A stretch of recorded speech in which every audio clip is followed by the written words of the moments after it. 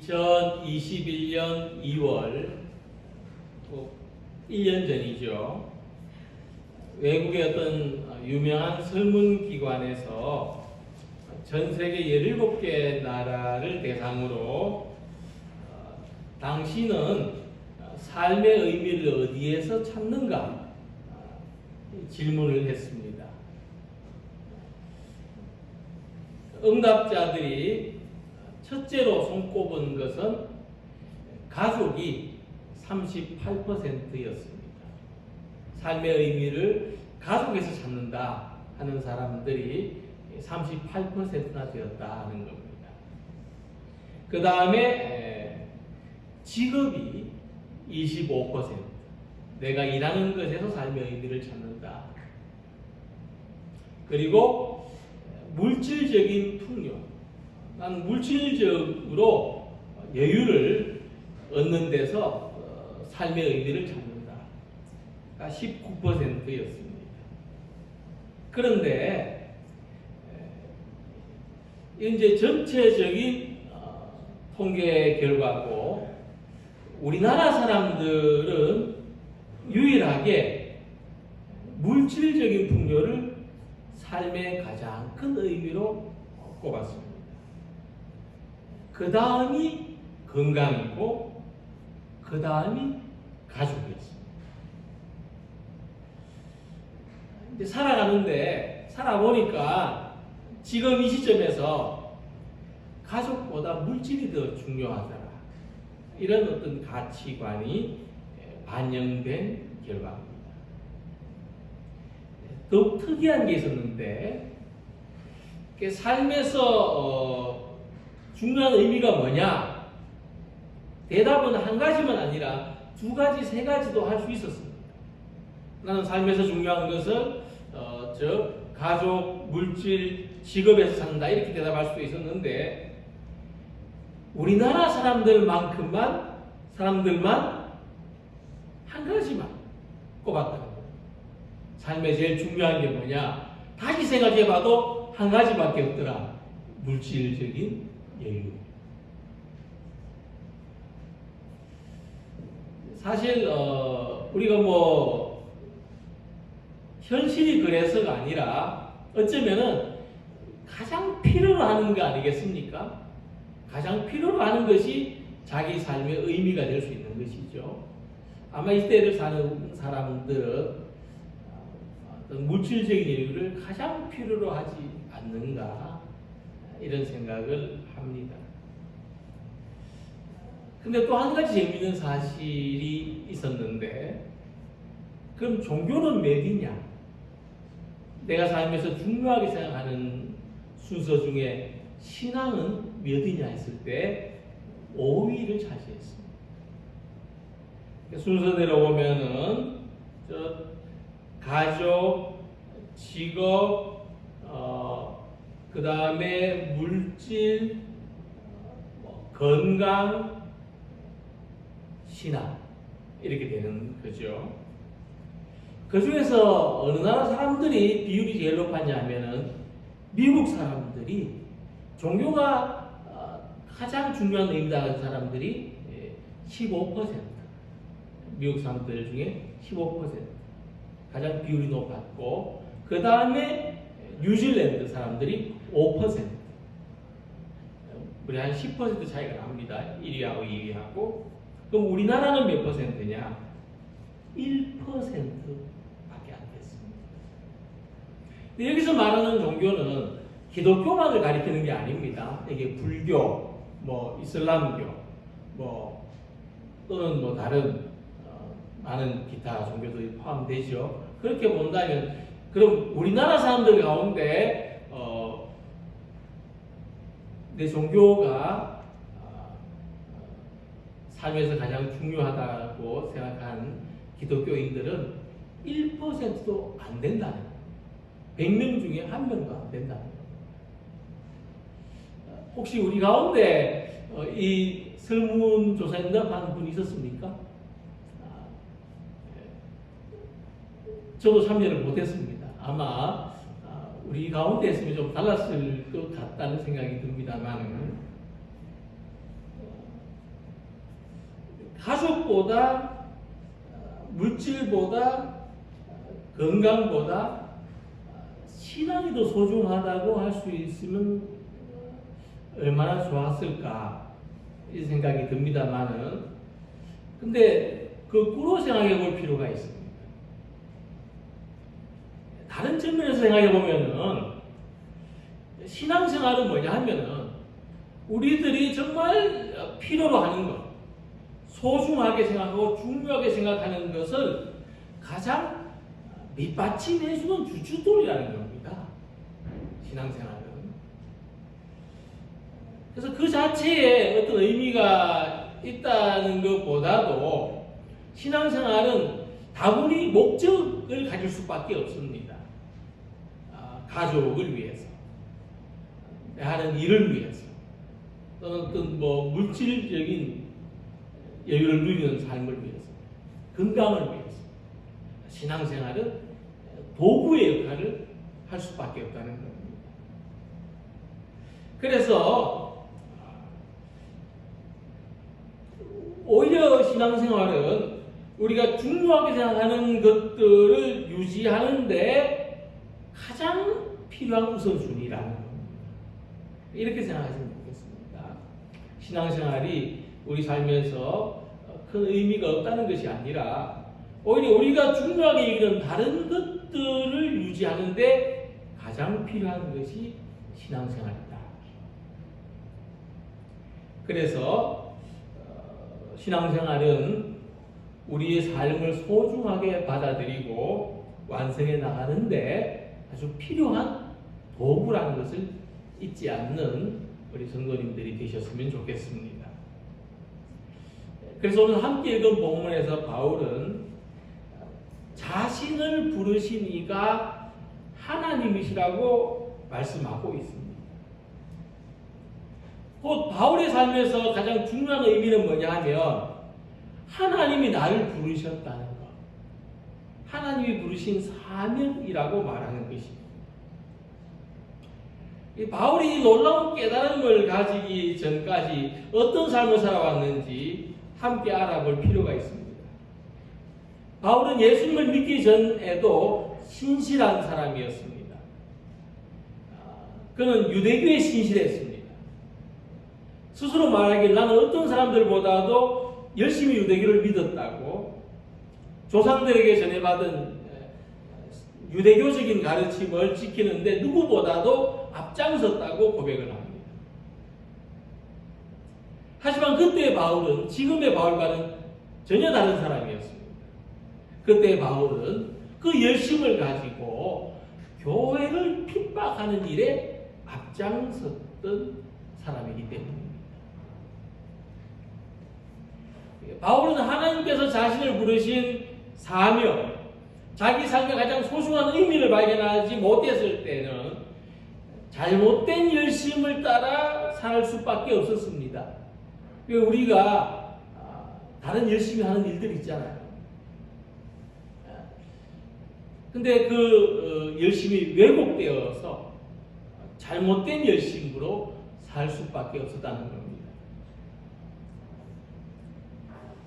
나름대로 열심히 살긴 했지만 올바른 방향이 없었고 그 결과는 항상 좋지 않았다는 겁니다. 그래서 우리는 먼저 우리 자신들의 삶이 하나님께서 부르신 사명이라는 것을 깨닫는 성도들이 계시기를 소망합니다. 이 믿음을 가질 때 우리가 삶에서 소중하게 생각하는 순서는 바뀔 수밖에 없습니다. 그리고 우리는 올바른 방향으로 살아갈 수 있고, 우리가 어떤 일에 열심을 내어도 잘못되지 않고 잘 되는 길로 가리라 믿습니다. 자, 먼저 바울은 이 자신의 삶에는 예수님께서 가르쳐 주신 것이 있다고 말합니다. 내가 터득한 삶이 아니라 예수님께서 가르쳐 주신 것이 있다는 것. 내가 전한 복음은 사람의 뜻을 따라 된 것이 아니니라 오직 예수 그리스도의 계시로 말미암은 것이라. 자, 이 말씀과 같이 바울의 이 삶의 변화를 준 것은 복음인데, 이 복음은 스스로 터득하는 것이 아니라 예수님께서 가르쳐 주신 계시라는 말씀입니다. 계시라는 말씀 그 자체가 예수님이 가르쳐 주셨다는 뜻입니다. 자, 복음이 왜 계시인가? 복음이 왜 하나님께서 가르쳐 주셨고 예수님이 가르쳐 주신 것인가? 로마서 1장 17절 말씀에서 알 수가 있습니다. 복음에는 하나님의 의가 나타나서 믿음으로 믿음에 이르게 하나니 기록된 바 오직 의는 믿음으로 말미암아 살리라 함과 같으니라. 자, 이 말씀에서 복음에는 하나님의 의가 나타난다고 했습니다. 복음이 가르쳐 주는 것은 하나님의 의입니다. 근데 하나님의 의는 하나님이 기뻐하시고 하나님이 원하시는 뜻이라고 할 수 있는데 그것은 사람이 스스로 터득하거나 노력해서 알 수 있는 것이 아닙니다. 하나님이 무엇을 기뻐하시고 하나님이 무엇을 원하시는지는 하나님이 가르쳐 주셔야 합니다. 우리가 선물을 할 때에 그 사람이 무엇을 기뻐할 거라 생각해야 되지 않습니까? 내가 주고 싶은 걸 주는 게 아니고 그 사람이 받았을 때 기뻐할 만한 것을 줘야죠. 그러면 어떻게 합니까? 물어보잖아요. 무엇을 주면 가장 기뻐하겠니? 무엇을 선물해 주면 가장 좋아하겠어? 이런 것이죠. 마찬가지로 하나님의 의는 우리가 감을 잡아서 짐작해서 알 수 있는 것이 아니라 하나님께서 내가 이것을 원한다. 내가 이것을 기뻐한다. 가르쳐 주셔야만 우리가 알 수 있는 겁니다. 자, 그래서 우리가 감을 잡아서 하나님이 원하시고 기뻐하시는 것을 감으로써 살아갈 때 예전의 바울처럼 자기 열심으로 살 수밖에 없습니다. 그냥 자기가 좋아하는 대로 열심히 살 수밖에 없다는 겁니다. 그러니까 바울이 하나님의 교회를 박해하는 일에 왜 열심을 가졌는가? 자기 만족이 있었다. 자기를 만족하게 하는 보상이 있었기 때문입니다. 이와 같이 사람이 하나님을 기쁘시게 하는 길, 하나님의 의를 알지 못하면 자기 만족을 위해 살 수밖에 없습니다. 자기가 좋아하고 기뻐하는 일을 하면서 살 수밖에 없다는 겁니다. 그래서 갈라디아 1장 10절에서 바울이 말했습니다. 이제 내가 사람들에게 좋게 하랴 하나님께 좋게 하랴 사람들에게 기쁨을 구하랴 내가 지금까지 사람들의 기쁨을 구하였다면 그리스도의 종이 아니니라. 그러니까 바울이 예전의 바울이 감히 다른 사람이 흉내낼 수 없는 열심을 가졌지만 그것은 하나님을 기쁘시게 하는 일이 아니라 사람을 기쁘게 하는 일, 자기 만족을 위해서 열심히 했던 일이라 말하고 있는 것입니다. 자, 그렇기 때문에 하나님을 기쁘시게 하려면 하나님이 무엇을 기뻐하시는지를 알아야 합니다. 그것을 하나님의 의라고 말하는 것입니다. 복음에는 하나님의 의가 하나님이 기뻐하시는 것이 나타나 있다. 바울은 그렇게 말했습니다. 로마서 10장 1절 2절 보면은 바울은 유대인들에 대해서 이렇게 말합니다. 그들이 하나님께 열심히 있으나 올바른 지식을 따르는 것이 아니니라. 하나님의 의를 모르고 자기 의를 세우려고 힘써 하나님의 의에 복종하지 아니하였느니라. 이 바울의 말씀처럼 우리가 하나님의 의에 대하여 알지 못할 때, 올바른 지식이 없을 때 자기 의를 세우기 위하여 힘써 하나님의 의에 복종하지 않는 삶의 결과를 낳는 것입니다. 그러므로 다메섹에서 바울에게 나타나신 예수님은 바울에게 말씀하기를 지금 네가 하고 있는 것을 봐라. 그것은 말이 가시채를 뒷발길질하는 것과 같은 것이라. 이 말은 뒷발질을 하는 습관이 있는데 그것을 못하게 하려고 뒷발질할 때마다 가시에 찔리도록 만들어 놓았습니다. 그런데도 불구하고 계속 뒷발질을 하면 누가 손해입니까? 말만 아플 뿐이죠. 바울의 열심은 그런 것입니다. 우리가 무언가 열심이고 집착하고 굉장히 삶에 중요하게 생각하고 있는데 그럴수록 내 삶에 고통이 된다. 우리가 하나님의 의를, 하나님이 무엇을 원하시고 기뻐하시는지를 알지 못할 때 그런 삶을 살게 된다 하는 것입니다. 자, 그래서 우리들에게는 예수님이 가르쳐 주신 삶이 있습니다. 그것은 복음입니다. 예수님은 복음을 통하여 하나님이 기뻐하시는 삶을 가르쳐 주셨습니다. 우리는 복음을 믿고 복음을 배우고 복음을 전하며 가르치는 사람들이 되기를 소망합니다. 복음이 가르치는 대로 하나님을 사랑하고 이웃을 사랑하여 하나님을 기쁘시게 하는 열심을 가지기를 원합니다. 복음이 목적하는 대로 세상을 구원하는 일에 쓰임받는 삶을 살아가길 원합니다. 복음 안에서 새로워진 삶의 목적을 따라서 이제는 나를 기쁘게 하는 삶이 아니라 하나님을 기쁘시게 하는 삶을 소망하며 살아가는 성도들이 되시기를 바랍니다. 두 번째, 바울은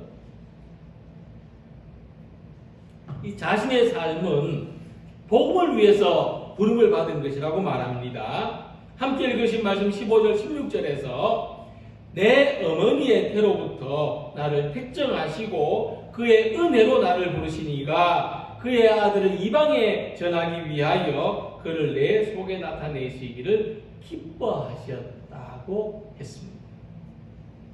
이 말씀을 보면 하나님께서 우리를 부르셔서 우리가 지금 또 이 시간 이 자리에 있는데 하나님이 우리를 부르신 데는 순서가 있다고 말합니다. 먼저는 선택하십니다. 하나님이 우리를 선택하셨습니다. 언제 선택하셨느냐? 어디서 선택하셨느냐? 바울은 말했습니다. 내가 어머니의 태에 있을 때 그때부터 하나님이 나를 선택하셨다. 그렇게 말씀했습니다. 우리는 모르죠. 내가 자기가 어머니 태에 있을 때를 기억하는 사람이 있습니까? 아무도 없습니다. 근데 이 말씀이 어떤 의미입니까? 우리는 하나님으로부터 무조건적으로 선택되었다는 겁니다. 내가 모를 때, 내가 동의하거나 인정하거나 하지도 않았을 때, 할 수도 없었을 때, 하나님은 무조건적으로 네가 아니면 안 된다 이런 뜻입니다. 너가 아니면 안 된다. 그렇게 우리를 선택하셨다는 말씀입니다.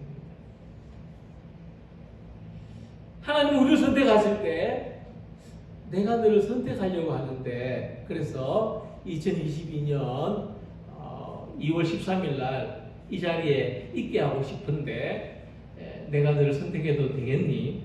이렇게 물어보시지 않습니다.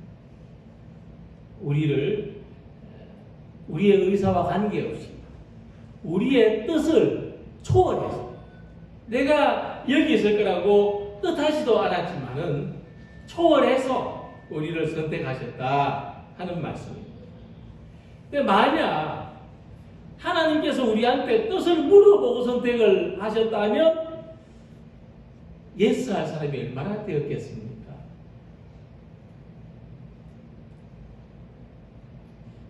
근데 그것은 우리가 싫어서가 아닙니다. 다른 선택을 하고 싶어서라기보다는 하나님의 선택에 부족하다고 생각하기 때문에 내가 부족한데 어떻게 어머니의 태에서부터 나를 선택하실 하려고 하실까? 내가 좀 사람답게 되는 걸 보신 다음에 선택하십시오. 어쩌면 이럴 수도 있습니다. 혹 우리 가운데는 하나님이 내가 원하지도 않는 선택을 하셨다고 생각할 수도 있습니다. 또 우리가 신앙생활을 하되 고삐를 잡힌 소처럼 할 수도 없고 안 할 수도 없어서 그런 처지에 놓인 사람도 없지 않을 것입니다. 그래서 이사야 선지자는 하나님이 자신을 선택했을 때 이렇게 대답할 수밖에 없었습니다. 이사야 6장 8절 보면 내가 또 주의 목소리를 들으니 주께서 이르시되 내가 누구를 보내며 누가 우리를 위하여 갈고 하시니 그때에 내가 이르되 내가 여기 있나이다 나를 보내소서 하였더니 이사야는 처음에는 하나님의 선택에 자신이 합당하지 못한 사람이라고 생각을 했습니다. 근데 그럼에도 불구하고 하나님께서 내가 누구를 보내야 될까? 누가 나를 위하여 갈까? 라고 하시니 어쩔 수 없이 내가 여기 있나이다. 나를 보내소서. 좀 돌아보니까 나밖에는 없네요. 그런 말이죠. 그래서 어머니의 태중에 있을 때부터 하나님이 선택하셨다는 이 바울의 고백이 우리가 나라는 사람을 이해하는데 굉장히 소중한 말씀입니다. 하나님은 우리의 뜻을 초월한 절대적인 선택을 하셨다. 우리의 삶은 하나님의 절대적인 선택 가운데 있다 하는 말씀입니다. 저는 청소년기 때에 나는 왜 살아야 하는가? 이런 질문을 가지고 있었습니다. 나름대로 삶의 의미를 찾기 위한 질문이었는데 그냥 매일 눈 뜨면 나는 왜 살아야 되는가? 그런 생각에 빠져 있었습니다. 근데 어느 날 이런 생각이 쓸데없다는 것을 알았습니다. 왜냐하니까 내가 생각하는 것하고는 상관없이 나는 이미 살고 있는 존재라는 겁니다. 이미 살고 있는데 나는 왜 살아야 되는가? 이런 질문이 쓸데없는 질문. 이런 질문을 계속하면 답은 두 가지밖에 없습니다. 계속 살 건지 그만 살 건지. 별로 안 좋은 질문이죠. 그래서 이런 생각을 그만하기로 했습니다. 나는 그래도 살 거니까요. 근데 그랬을 때 나는 살 수밖에 없는 존재라는 것을 받아들였을 때 이 새로운 질문이 생겼습니다. 그렇다면 나는 어떻게 살아야 하는가? 데카르트란 유명한 철학자가 나는 생각한다. 그러므로 나는 존재한다. 이런 말을 했던 것처럼 우리가 이미 살고 있는 존재라는 것을 부정할 길이 없습니다. 그래서 우리가 할 수 있는 것은 나는 이미 살고 있는 존재라는 것을 받아들이고 나는 앞으로도 살아가야 하는 존재라는 것을 생각하는 겁니다. 이처럼 우리가 어머니의 태중에서 태어나기 전부터 하나님의 선택을 받았다는 것은 우리한테 한 가지 가능성밖에 없다는 것을 말합니다. 우리는 하나님의 선택을 받아들일 것인가 거부할 것인가. 다르게 말하면 사는 존재가 될 것인가 안 사는 존재가 될 것인가. 그래서 우리가 하나님의 선택을 받았다는 것은 우리는 살도록 부름을 받았다는 겁니다. 그래서 어머니의 태중에서 선택을 받은 우리들이 지금까지 살고 있는 것이고 앞으로도 살아갈 것입니다. 우리의 삶 자체가 하나님이 부르신 결과요, 하나님이 내게 맡기신 소명입니다. 그래서 우리는 이 삶으로서 하나님이 맡기신 의무들 받아들여야 됩니다. 사는 것이 의무입니다. 그리고 이 의무를 완수할 때 누리는 은혜를 기대할 수가 있는 것입니다. 바울은 우리가 하나님의 선택을 받아들일 때에 얻는 특권을 이렇게 말했습니다. 자기 아들을 아끼지 아니하시고 우리 모든 사람을 위하여 내주시니까 어찌 그 아들과 함께 모든 것을 우리에게 주시지 않겠느냐. 하나님이 우리를 사는 존재로 선택하셨다면 오늘 우리들이 살아가도록 지키시고 돌보신다는 것을 믿으시기 바랍니다.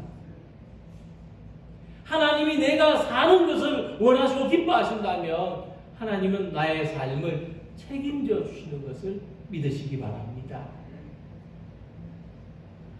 이 선택에 응답하는 성도들이 되시기를 소망합니다.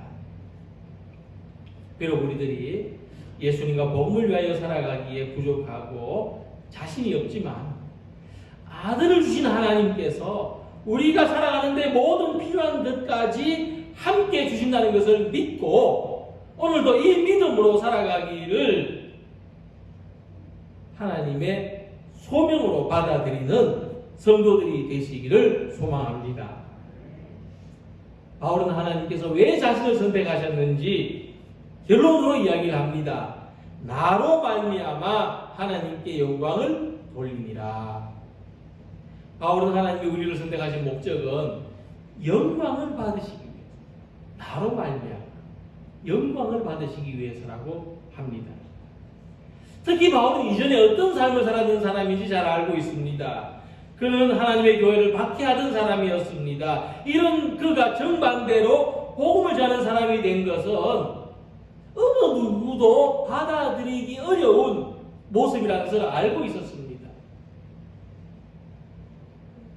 완전히 바뀐 삶을 사람들은 의심의 눈으로 바라보았다는 것이죠.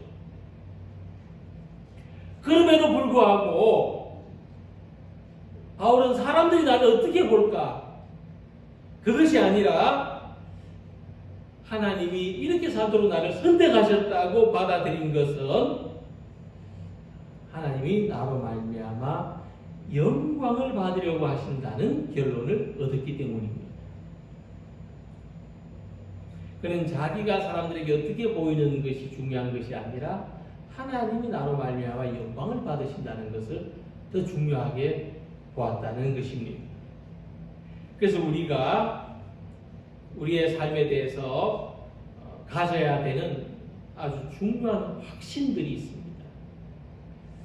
맨 먼저 하나님이 나를 사랑하신다는 확신을 가져야 됩니다.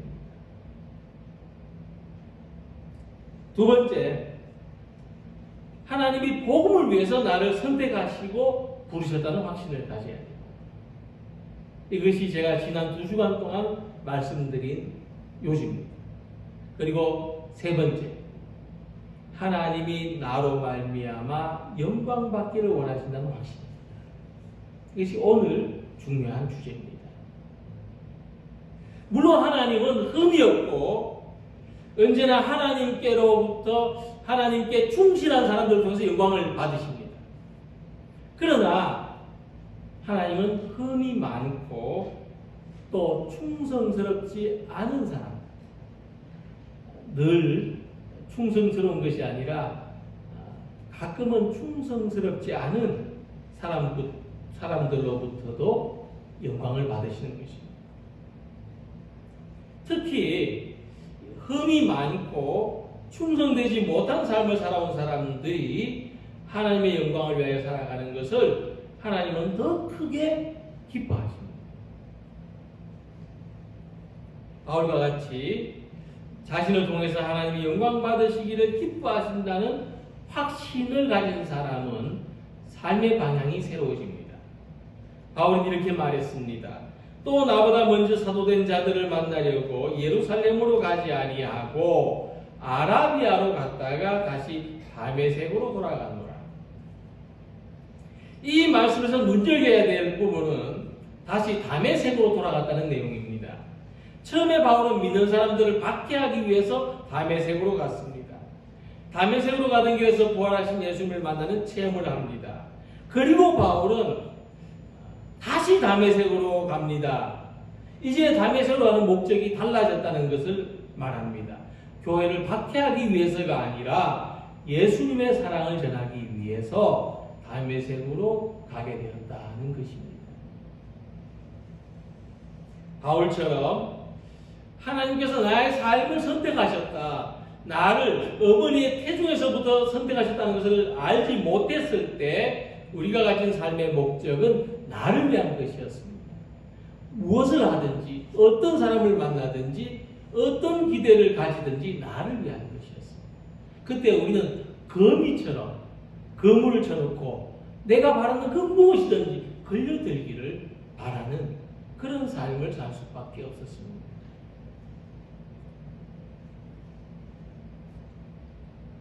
그래서 바울은 내 몸 안에서 그리스도가 존귀하게 되는 것이 나의 간절한 기대와 소망이라고 말했습니다. 하나님의 영광을 위하여 사는 것으로 삶의 순서가 바뀐 것입니다. 내가 귀한 사람으로 여김을 받는 것이 아니라 예수님이 귀한 분으로 여김을 받는 그것이 먼저가 되는 삶을 사는 것입니다. 하나님께서 우리 모두에게 가지신 뜻은 우리의 삶에는 고귀한 사명이 있다는 것입니다. 주님을 기쁘시게 할 것이 무엇인지 찾아서 살아가라는 것입니다. 나를 위해서가 아니라 하나님의 영광을 위해서 살라는 것입니다. 바울은 이렇게 변화된 자신을 보고 사람들이 하나님께 영광을 돌리게 되었다고 말합니다.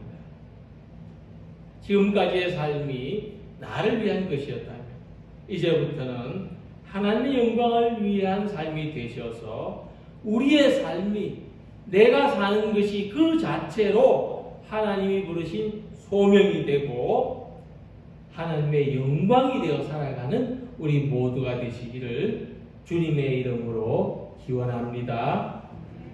기도드리겠습니다.